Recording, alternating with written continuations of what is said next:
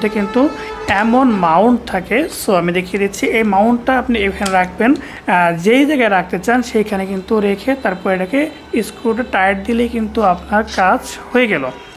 এখন দর্শক, আপনার যদি আসলে মাইক্রোফোন না থাকে, অর্থাৎ কোনো মাইক্রোফোন না থাকে, তাহলে যে কাজটা করবেন, যতটুকু কাছে থেকে ভিডিও করা যায় ততটাই কিন্তু আপনার জন্য সাউন্ড কোয়ালিটিটা ভালো আসবে।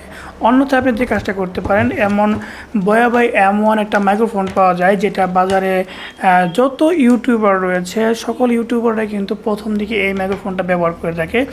এটার দাম বেশি না, খুব কম দামি, আপনার 1000-1500 টাকার মধ্যে পেয়ে যাবেন।